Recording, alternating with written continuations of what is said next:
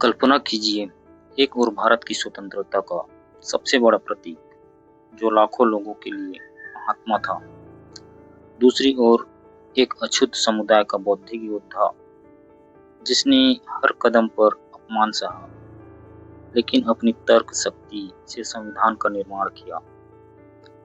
1936 में इन दोनों महान हस्तियों के बीच भारतीय समाज की सबसे बड़ी समस्या जाति प्रथा को लेकर एक ऐसा वैचारिक युद्ध छिड़ा जिसने देश के भविष्य की दिशा तय कर दी। यह बहस जाति और धर्म की सीमा पर टिकी थी।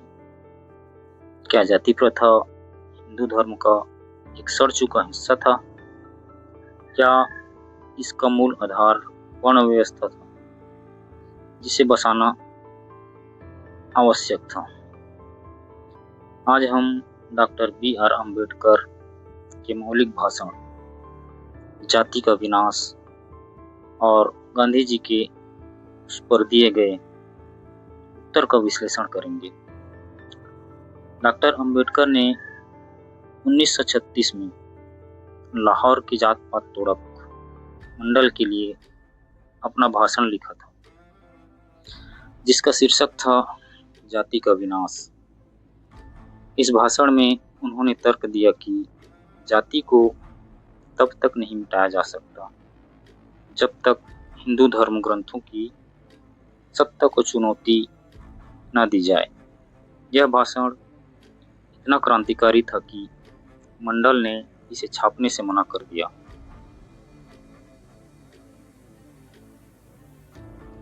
और अंततः सम्मेलन ही रद्द कर दिया। अंबेडकर ने इसे स्वयं प्रकाशित कराया। जब महात्मा गांधी ने इसे पढ़ा तो उन्होंने अपने मुखपत्र हरिजन में 2 विस्तृत लेख लिखे, जिसका जवाब अंबेडकर ने दिया।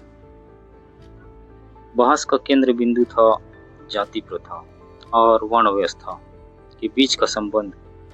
अंबेडकर के लिए वे एक ही थे, गांधी के लिए वे पूरी तरह अलग थे। गांधी जी ने अपनी आलोचना में स्वीकार किया कि जाति प्रथा अस्पृश्यता और सामाजिक विभाजन जैसी बुराइयों से भरी है, और उन्होंने इसे एक हानिकारक रीति रिवाज माना जिसका धर्म से कोई लेना देना नहीं है। हालांकि गांधी जी ने वर्ण व्यवस्था का जोरदार बचाव किया। उनके लिए वर्ण व्यवस्था हिंदू धर्म का एक हिस्सा था। गांधी जी ने वर्ण की परिभाषा को सरल बना दिया। यह पैतृक धंधा या पेशा अपनाने का नियम है। गांधी जी का मत था कि वर्ण व्यवस्था आवश्यक और श्रेष्ठ है, क्योंकि यह कर्तव्यों को परिभाषित करता है। ब्राह्मण का आध्यात्मिक शिक्षक का पेशा हो या सफाई कर्मचारी का पेशा, भगवान की नज़रों में सभी समान हैं और सभी को जीवन यापन का समान अधिकार है। उनके अनुसार वर्ण व्यवस्था मानवीय विकास के लिए आवश्यक थी, क्योंकि यह सामाजिक संगठन को स्थिरता देता है। गांधी जी ने अंबेडकर के इस तर्क को भी खारिज कर दिया कि हिंदू धर्म को उसके सबसे बुरे उदाहरणों से परखा जाना चाहिए। उन्होंने कहा कि धर्म की परख उसके सबसे अच्छे परिणामों और संतों जैसे चैतन्य, तुकाराम, विवेकानंद के जीवन और शिक्षाओं से की जानी चाहिए।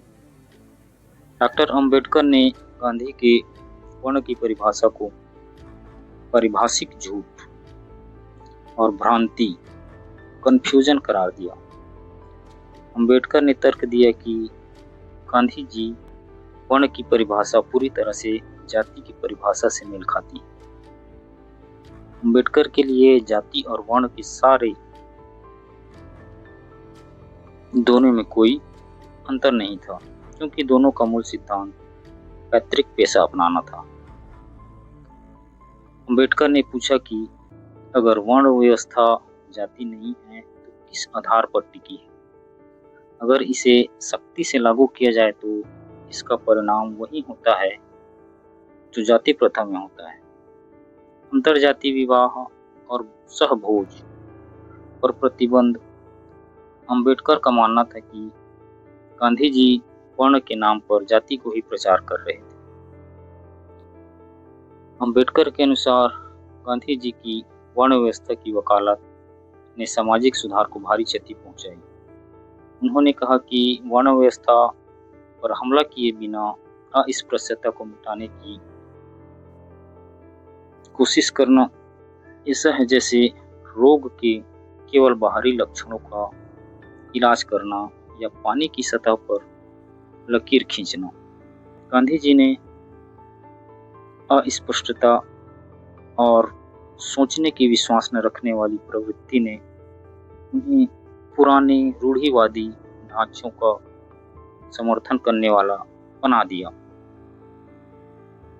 अंबेडकर ने पूछा कि यदि हर व्यक्ति को पैतृक पेशा अपनाने के लिए मजबूर किया जाता है तो इसके नैतिक और व्यवहारिक परिणाम क्या होंगे? उन्होंने गांधी जी के इस असंभव आदर्श पर सवाल उठाया कि क्या किसी व्यक्ति को अपना पैतृक पेशा ही अपनाना चाहिए, भले ही वह अनैतिक हो या उसकी क्षमता के विपरीत हो।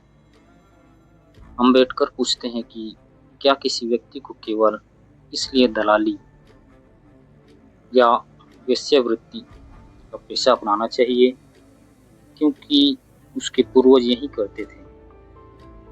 अंबेडकर ने कहा कि वर्ण व्यवस्था जो ज्ञान और शास्त्र धारण करने के अवसरों से वंचित करती है वह समाज को कमजोर और दुर्बल बनाती है। यह लोगों को ज्ञान और शक्ति के साधन से वंचित करके निम्न कोटि का बना देती है। यह व्यवस्था आरक्षण, संरक्षण और आश्रित का संबंध पैदा करती है, जहां संरक्षक हमेशा आश्रितों का शोषण करते हैं। अंबेडकर के लिए वर्ण व्यवस्था में विश्वास रखना अव्यावहारिक था क्योंकि समाज गतिशील होता है, जबकि उद्योग या आवश्यकताएं बदलती हैं। तो लोगों को नया पेशा अपनाने की अनुमति मिलनी चाहिए जो वर्ण व्यवस्था में संभव नहीं है। बहस का सबसे गहरा स्तर यह था कि आखिर जाति या वर्ण को कौन सा तत्व पवित्र बनाता है। गांधी जी ने कहा कि जाति एक रीति रिवाज है। अंबेडकर ने कहा कि यह धार्मिक ग्रंथों की देन है। गांधी जी ने तर्क दिया कि यदि शास्त्र जाति का समर्थन करते भी हैं तो उन्हें संतों और विवेकवान लोगों द्वारा परिभाषित किया जाना चाहिए। उन्होंने जोर दिया था कि हिंदू धर्म ग्रंथों की व्याख्या विद्वानों द्वारा नहीं बल्कि संतों द्वारा की जानी चाहिए। अंबेडकर ने इसका जवाब देते हुए कहा कि आम लोग अंतर्वेशित या मिलावटी पाठ को मूल पाठ में अंतर नहीं कर सकते। आम हिंदू वही मानते हैं जो उसे बताया जाता है कि जाति प्रथा धार्मिक कर्तव्य है। उन्होंने कहा कि संतों के उपदेश प्रभावहीन रहे हैं। संतों ने कभी कोई जाति व्यवस्था पर मौलिक हमला नहीं किया। वे केवल मनुष्य और ईश्वर के बीच के संबंध से चिंतित थे, न कि मनुष्यों के बीच के संघर्ष से। अंबेडकर का अंतिम अपरिवर्तनीय तर्क यह था कि जाति एक मानसिक स्थिति और धार्मिक धारणा है। इसीलिए वास्तविक उपचार यह है कि शास्त्रों से लोगों के विश्वास को समाप्त किया जाए। जब तक शास्त्रों की दिव्य सत्ता को अलग नहीं किया जाता तब तक लोगों को केवल सहभोज या विवाह के लिए कहना बलपूर्वक भोजन कराने जैसा व्यर्थ प्रयास है। गांधी जी ने स्वीकार किया था कि अंबेडकर उनके प्रति घृणा की भावना रखते थे, क्योंकि उन्होंने हिंदू समाज ने अंबेडकर और उनके लोगों के साथ अमानवीय व्यवहार किया था। इस तीखी बहस का मुख्य परिणाम यह हुआ कि दोनों नेताओं ने हिंदू समाज के लिए एक अलग अलग मार्ग प्रस्तावित किया। गांधी ने हिंदू समाज को भीतर से सुधारने और संतों के आदर्शों पर लौटने का आह्वान किया, जिसमें वर्ण व्यवस्था को बरकरार रखा जाए। लेकिन अंबेडकर ने कहा कि यदि हिंदू समाज को जीवित रहना है तो उसे एक नैतिक पुनरुद्धार की आवश्यकता है, जो स्वतंत्रता, समानता और बंधुत्व के सिद्धांतों पर आधारित हो। उन्होंने कहा कि यह तभी संभव हो सकता है जब पुराने धर्म को एक नया सैद्धांतिक आधार दिया जाए, जिसका अर्थ है पुराने धर्म के नियमों को नष्ट करना। अंबेडकर ने हिंदू समाज को चुनौती दी कि वह शास्त्रों में डायनामाइट लगाकर पुरानी सत्ता को उखाड़ फेंके। अंबेडकर ने स्पष्ट रूप से कहा कि अगर गांधी जी जैसे नेता वर्ण के नाम पर जाति का उपदेश देना जारी रखते हैं तो वे लोगों को धोखा दे रहे हैं। यह भ्रम लोगों को अपनी जाति प्रथा पर चिपके रहने को उचित ठहराने की अनुमति देता है। गांधी जी और अंबेडकर के बीच यह केवल दो राजनीतिक नेताओं का संघर्ष नहीं था, यह पुरातन व्यवस्था और मौलिक क्रांति के बीच का संघर्ष था। गांधी जी ने सोचा कि वे वर्ण व्यवस्था के आदर्शों को बनाए रखते हुए जाति प्रथा की बुराइयों को त्याग सकते हैं। अंबेडकर ने तर्क दिया कि यह एक असंभव सपना है। इस विवाद ने यह साबित कर दिया कि जाति की समस्या केवल सामाजिक नहीं बल्कि धार्मिक और दार्शनिक भी है। अंबेडकर का अंतिम आह्वान आज भी भारत के सामने एक आईने की तरह खड़ा है। सामाजिक न्याय तभी संभव है जब हम उन पुराने विचारों को त्यागने का साहस करें जो हमारी असमानताओं को पवित्रता का जामा पहनाते हैं।